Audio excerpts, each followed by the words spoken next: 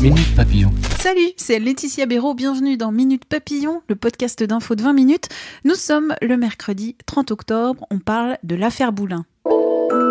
Robert Boulin, c'était le ministre du Travail et de la Participation sous la présidence de Valéry Giscard d'Estaing.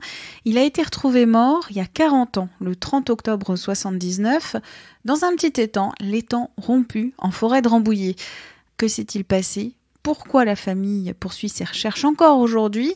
Vincent Ventighem, journaliste à 20 minutes, revient sur cette affaire et sur ses mystères.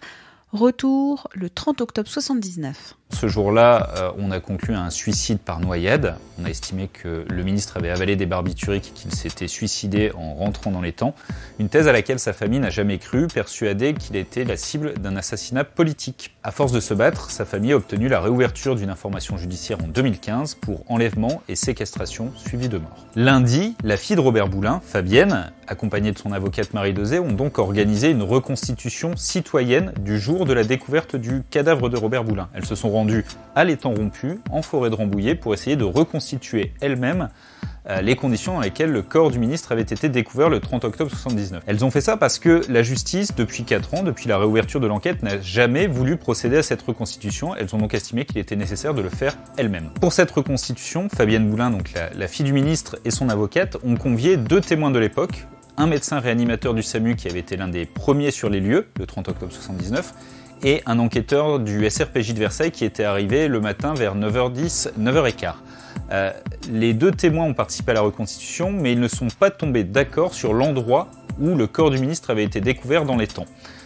Pour le médecin réanimateur du SAMU, il avait la tête hors de l'eau et il était dans un coin de l'étang. Pour le policier du SRPJ, il avait la tête dans l'eau et il était dans un autre coin. Qu'est-ce que ça nous permet de conclure aujourd'hui ?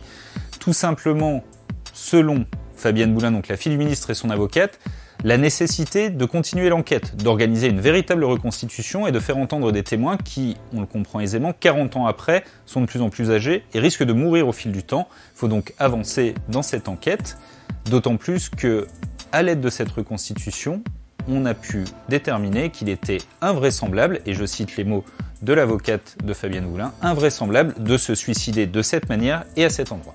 La famille de Robert Boulin a organisé une reconstitution elle-même, elle souhaite que le juge en fasse autant, continue les auditions et surtout procède à des analyses et des expertises. Selon les informations de 20 minutes, le juge a d'ailleurs mandaté au mois de septembre 4 experts pour travailler sur le dossier médical de Robert Boulin dans le but de déterminer les causes exactes de la mort de l'ancien ministre. Une manière de s'assurer qu'il ne s'est pas suicidé et qu'il a été la cible d'un assassinat. Le rapport est attendu pour le mois de mars 2020. Merci à Vincent Ventighem. Minute Papillon, vous pouvez vous abonner gratuitement à ce podcast d'infos sur toutes les plateformes de podcast en ligne et pour nous écrire audio@20minutes.fr. Salut!